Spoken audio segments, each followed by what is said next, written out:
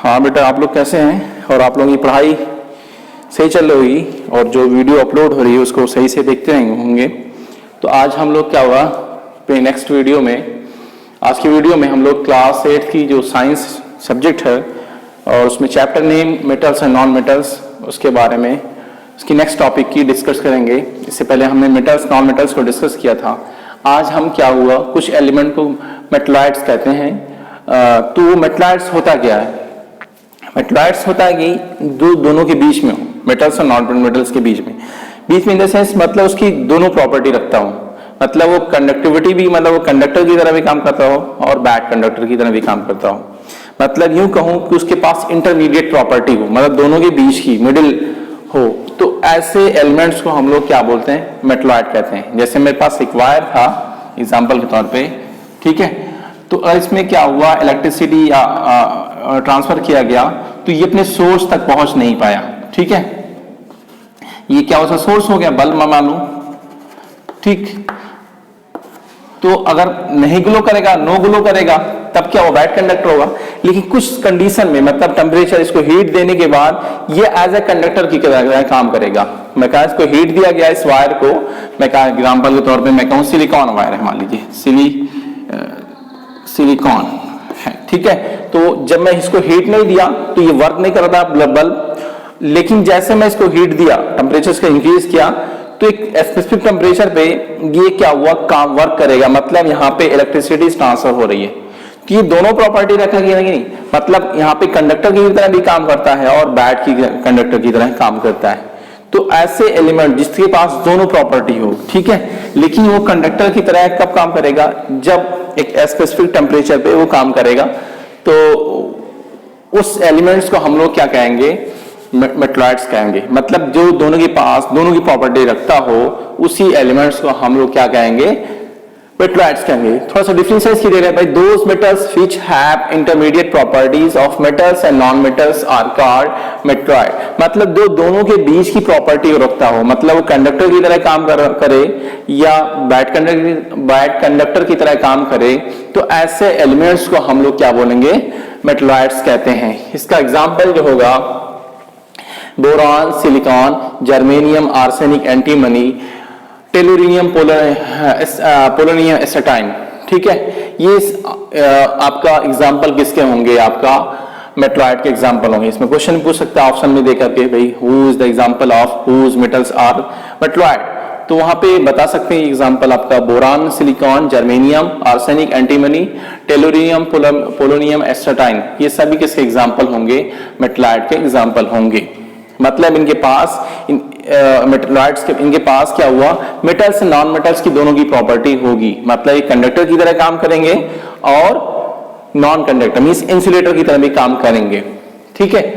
तो बात ये आती है कि जैसे इसमें बताऊं, यहाँ पे सिलिकॉन बहुत सारा आपने देखा होगा कि जो सोलर प्लेट होता है उसमें क्या हुआ, सिलिकॉन का यूज किया जाता है, ठीक है। उसमें सिलिकॉन यूज किया, कुछ ब्लैक होता है, कुछ क्या हुआ ग्रीन होता है। तो उसमें प्योरिटी और इम्प्योरिटी की बीच बात होती है। ब्लैक होगा उसमें क्या प्योर सिलिकॉन ही होगा, उसमें आपका ब्लू होगा तो वहां पे क्या हुआ, इम्प्योर सिलिकॉन यूज किया जाएगा, ठीक है। तो ये तो एग्जाम्पल, आपको ये एग्जाम्पल और मेटलॉइड समझ में आ गया होगा। दूसरी बात कहूं कि फिजिकल प्रॉपर्टी, अब नेक्स्ट टॉपिक जो होगी मेटल्स नॉन मेटल्स की, physical properties of metals and non metals. लेकिन यहाँ पे फिजिकल प्रॉपर्टी सारी हम लोग डिस्कस नहीं करेंगे, कुछ प्रॉपर्टी को हम डिस्कस कर पाएंगे। तो फिजिकल प्रॉपर्टी मतलब जो आउटर अपीयरेंस बेस पे होती है, इसमें आगे हम लोग पढ़ेंगे केमिकल प्रॉपर्टीज, लेकिन आज हम लोग क्या उसका कुछ पार्ट क्या पढ़ेंगे हम, फिजिकल प्रॉपर्टी। मतलब आउटर अपीयरेंस, जैसे चौक है, मैं कहा ये व्हाइट है, ब्लैक नहीं कह सकते हैं, ये मतलब सिलेंड्रिकल टाइप का है। तो ये आपने जो व्हाइट कहा या सिलेंड्रिकल कहा, ये तो बाहर देख के कहा ना आपने, ठीक है। जैसे मैं कहा ये ग्रीन बोर्ड है ना, इसको मैं कहा व्हाइट बोर्ड नहीं कह सकता। तो ये आउटर अपीयरेंस देख करके बताते हैं, वो आपका क्या होगा, फिजिकल प्रॉपर्टीज होगी। जैसे भाई कोई किसी कलर फेयर होता है, किसी का डार्क होता है, तो ये आपका कलर जो बता रहे हैं आप, किस बेस बता रहे हैं आप, आउटर अपीयरेंस पे, तो वही आपका क्या होता है, फिजिकल प्रॉपर्टीज। तो यहाँ पे मैं तीन प्रॉपर्टी लिया हूं। एक तो मैलेबिलिटी पहली प्रॉपर्टी है। मैलिएबिलिटी होता क्या है? मैलिएबिलिटी एक प्रॉपर्टी है किसकी? मैलिएबल। मैलिएबल के मींस इन द सेंस वो उसको सीट फॉर्म में क्या हुआ, कन्वर्ट कर दिया। जैसे मैं एग्जांपल के तौर पे, ये मेरे पास डस्टर है लेकिन मैं इसको क्या मान लूं, आयरन मान लूं, ठीक है। एक आयरन का एक ब्लॉक है, तो ये मेटल होगा, मेटल की प्रॉपर्टी होती, जब इसको हैमरिंग, इसके ऊपर क्या हुआ, हैमर चलाया जाएगा, हैमरिंग किया जाएगा, तो ये क्या हुआ, शीट के फॉर्म में कन्वर्ट हो जाएगा। देखा होगा बहुत बड़ी बड़ी शीट मिलेगी आपको, देखते होंगे आप। तो इसको क्या हुआ, उसको हैमरिंग किया जाता है और करने के बाद वो क्या हुआ, एक शीट के फॉर्म में कन्वर्ट हो जाएगा। तो उसी प्रॉपर्टी को हम लोग क्या बोलते हैं, मैलिएबिलिटी कहते हैं। ठीक है, जैसे मेरे पास ये चॉक स्टिक है, इसको मैं मान लूं क्या, एक आयरन पीस मान लूं, अगर इसको हीट करके या सिंपली ऐसे इसके ऊपर हैमरिंग करूं तो वापस ये सिलिंड्रिकल शेप से बजाय क्या हुआ, किस में कन्वर्ट हो जाएगा, एक शीट के फॉर्म में कन्वर्ट हो जाएगा। तो इसी प्रॉपर्टी को हम लोग बोलते हैं मैलिएबिलिटी कहेंगे। थोड़ा सा इसके डिफिनीशन देखते हैं क्या कहलाता है। The property which allows metals to be hammered into thin sheet, मतलब उसके ऊपर क्या हुआ, जब हैमरिंग किया गया तो वो अगर शीट के फॉर्म में कुछ इस तरह कन्वर्ट हो जाए, ये क्या आपको स्ट्रक्चर शीट दिखाई पड़ेगी, इस तरह कोई क्या हो, मैं क्या, मेरे पास ये क्या था, ब्लॉक, आयरन ब्लॉक था, ठीक है, आयरन ब्लॉक था, ठीक है। तो अगर इस पे जो हैमरिंग किया गया तो वापस इस पे क्या फॉर्म में कन्वर्ट हो गया, शीट के फॉर्म में, तो हम इसी को हम लोग क्या कहते हैं, मैलिएबल कहा जाएगा। ठीक है, और इसकी जो प्रॉपर्टी है उसको क्या बोलेंगे, मैलिएबिलिटी। ठीक है, मैलिएबल का मतलब शीट फॉर्म में कन्वर्ट हुआ, तो ये प्रॉपर्टी जो होगी वो क्या कहलाएगी, आपका मैलिएबिलिटी कहलाएगी। तो जितना भी मेटल्स होते हैं वो सभी क्या होता है, मैलिएबल्स होते हैं। ठीक है, मतलब generally metals are malleable in nature, या मैं कहूं most metals are malleable in nature, but non metals are not malleable. जबकि नॉन मेटल्स जो होते हैं, जैसे मैं कहूं आपका कोयला, कार्बन पाया जाता है, सल्फर, आयोडीन, क्लोरीन, ऑक्सीजन, तो भाई कुछ गैस में, कुछ आपका सॉलिड स्टेट में, कुछ लिक्विड स्टेट में है। तो मैं अगर सॉलिड स्टेट की बात करूं तो जो सॉलिड स्टेट में होता है उसको जैसे आप हैमरिंग करें, एग्जांपल के तौर पे मैं लूं यहाँ पे कोयला, कोयले के अंदर भाई कार्बन होता है, सबको पता है, ठीक है, या लकड़ी, वुड के अंदर भी कार्बन होता है। तो जैसे मैं उसको उस पर हैमर मींस हथौड़ी क्या हुआ, उस पर मारना स्टार्ट करूंगा, हिटिंग करना स्टार्ट करूंगा, तो देखेंगे आप वही जो आपका पीस ऑफ कार्बन था वो वापस क्या हुआ, पीसेज मींस स्मॉल पीसेज में कन्वर्ट हो जाए। उसको शीट फॉर्म में कन्वर्ट करना चाहते थे, जैसे मैं ये डस्टर है, इसके मतलब वुड का बना हुआ, तो ये कार्बन इसके अंदर होगा, इसको जैसे हैमरिंग है तो क्या क्रैक होगा कि नहीं, और ये क्या हुआ, एक्सपेंडेड होने के बजाय क्या हुआ, वो क्रैक हो गए, ब्रेक हो जाएगा। तो वो क्या हुआ, मतलब उसके अंदर मैलिएबल नेचर नहीं होता, मतलब उसकी मैलिएबिलिटी प्रॉपर्टी को शो नहीं करता है। क्या शो करेगा उसके बेस पे, वो क्या ब्रिटलनेस शो करता है। ब्रिटलनेस होता है कि जब वो क्या हुआ, कोई भी एक लार्ज पीस जो हो उसको जो है उस पर हैमरिंग किया आपने, तो वो क्या हुआ, स्मॉल पार्टिकल्स में कन्वर्ट हो गया। तो इस प्रॉपर्टी को हम लोग क्या बोलते हैं, ब्रिटलनेस। तो जितना भी नॉन मेटल्स होते हैं वो सभी क्या हुआ, ब्रिटलनेस प्रॉपर्टी को शो करते हैं, मतलब they are break on the hammering on it. जब उस पर क्या हुआ, हैमरिंग किया गया तो वो क्या हुआ, ब्रेक हो जाता है, पीसेस फॉर्म में कन्वर्ट हो गया। जैसे एग्जांपल के तौर पे भाई फर्नेस, भाई सब लोग चाय की दुकान पे बैठते हैं, देखा होगा आपने कि एक बड़ा सा कोल ले गए मार्केट से आए, तो उसको क्या हुआ, डायरेक्ट वो फर्नेस में जाएगा नहीं, भट्टी में जाएगा नहीं, उसको क्या हुआ, जैसे उसको हैमरिंग किया तुरंत वो क्या पीसेज में कन्वर्ट होगा कि नहीं हुआ, तो वो पीसेज में कन्वर्ट होगा from large piece, they show to the brittleness property. तो मतलब कोयला मींस कोल जो है वो क्या होता है, उसके अंदर कार्बन होता है, और कार्बन क्या होगा, नॉन मेटल होगा। तो इसका मतलब जितने भी नॉन मेटल्स होते हैं वो सभी क्या हुआ, ब्रिटलनेस मींस वो they do not show to the malleable property, malleability property.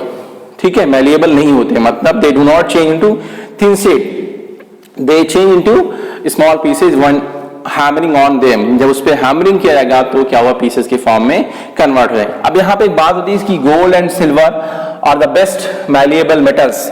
तो गोल्ड एंड सिल्वर जो होते हैं वो क्या होता है, बेस्ट मैलिएबल मेटल्स होते हैं। ठीक है, मतलब इसको क्या हुआ, एक थिन शीट के फॉर्म में कन्वर्ट कर सकते हैं।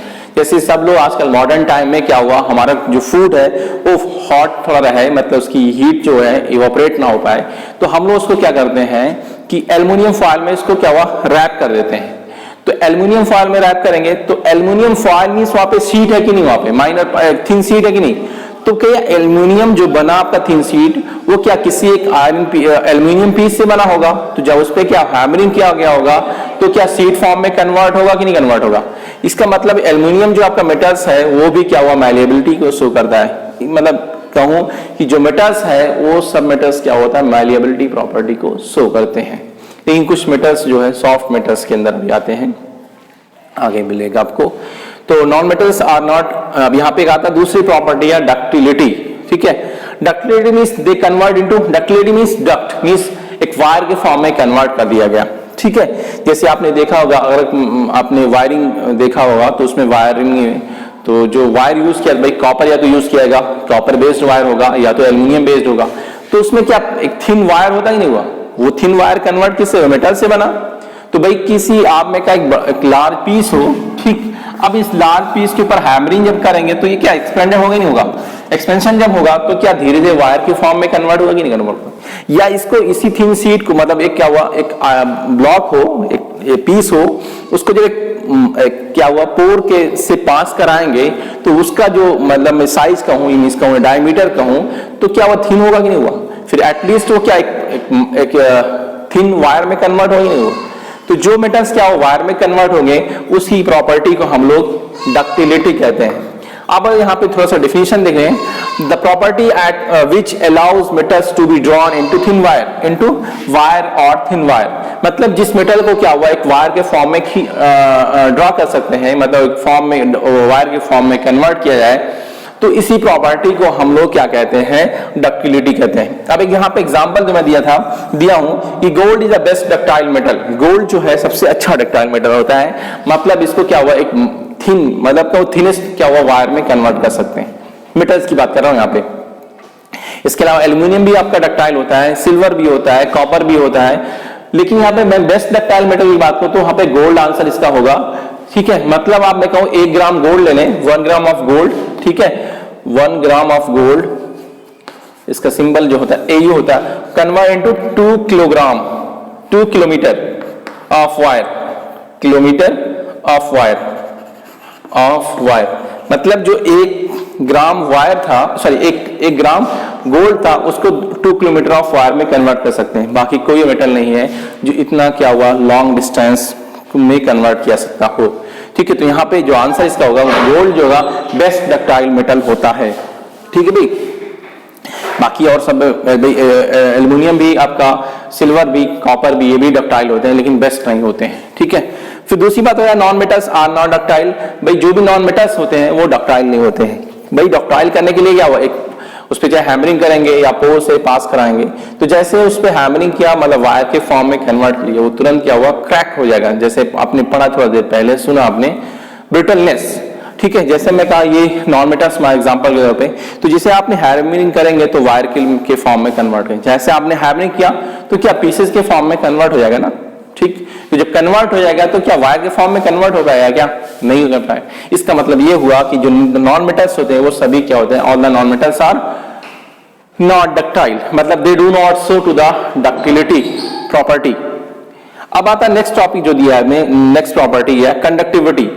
Conductivity means they work as a conductor, मतलब वो वहां पे जो कंडक्टिविटी प्रॉपर्टी है उसमें क्या हम डिस्कस करेंगे, कंडक्टर मतलब वो क्या उसमें ट्रांसफर हो जाए, कंडक्टर मतलब ट्रांसफर हो जाए, ठीक है। जैसे मैं कहा मेरे पास एक पीस है, ठीक है, मुझे नहीं पता कि मेटल्स की नॉन मेटल, मैं क्या पीस है, जैसे इसमें क्या हुआ हीट दिया, इसके एक पोर्शन पे मैंने इस वाले पोर्शन में हीट दिया, ठीक, मैं ऐसे कहूं ए वाला पोर्शन ये हो गया और ए बी वाला पोर्शन हो गया, आपको विजिबल होगा।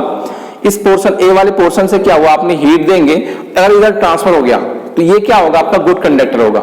मैं कहा फिर क्या दूसरा एक मैं और एग्जांपल ये है कि अगर मैं इस ऑब्जेक्ट को क्या हुआ हीट दूं और हीट यहां से इधर की ओर ए से बी की ओर ट्रांसफर हो जाए, या मैं इसको कहूं एक्स से जेड की तरफ ट्रांसफर हो जाए, ना हो, अगर हीट एक्स को दिया आपने और वाई की तरफ ट्रांसफर नहीं होता है तो यही क्या कहलाएगा आपका बैड कंडक्टर कहलाएगा। और गुड कंडक्टर कब कहलाएगा कि अगर ए को आपने क्या हुआ हीट दिया था बी की ओर ट्रांसफर हो जाए, या ए को इलेक्ट्रिसिटी सप्लाई किया था बी की ओर ट्रांसफर हो जाए, तो उसी को हम लोग क्या हुआ गुड कंडक्टर ऑफ इलेक्ट्रिसिटी कहेंगे। अगर हीट ट्रांसफर कर रहा है तो उसी को गुड कंडक्टर ऑफ हीट कहेंगे। इलेक्ट्रिसिटी ट्रांसफर करेगा तो good conductor of electricity, heat transfer करेगा तो उसे कहेंगे गुड कंडक्टर ऑफ हीट कहा जाएगा। लेकिन एक्स और वाई यहाँ पे मैं लिया था, यहाँ पे हीट दिया तो हीट आपको वाई को ट्रांसफर नहीं हो पाई, या इलेक्ट्रिसिटी को दिया इधर आपको ट्रांसफर नहीं हो पाई, इसका मतलब क्या हुआ एक्स वाई कंडीशन में ये आपका बैड कंडक्टर ऑफ इलेक्ट्रिसिटी होगा, और ए बी के कंडीशन में good conductor of electricity and heat होगा।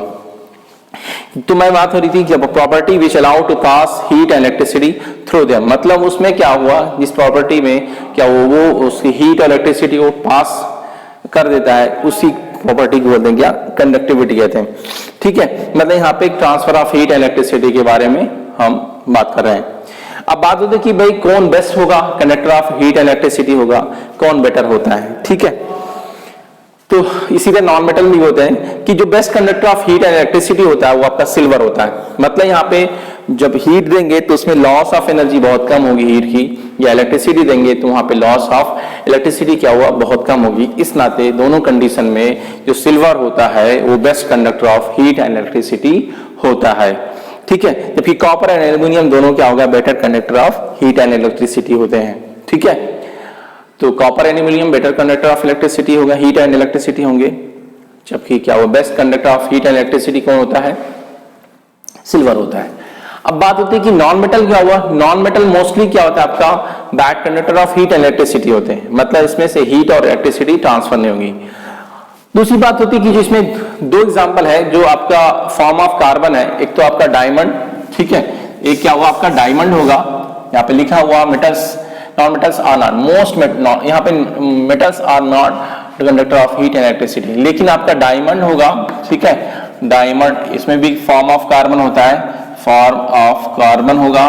ठीक है, और दूसरा आपका ग्रेफाइट, ग्रेफाइट ये भी क्या हुआ, फॉर्म ऑफ कार्बन होता है। ये क्या होता है, गुड कंडक्टर ऑफ इलेक्ट्रिसिटी होता है, गुड कंडक्टर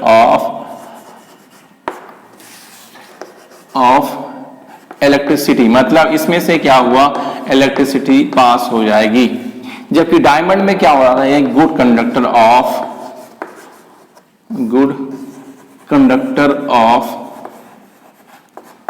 ऑफ हीट।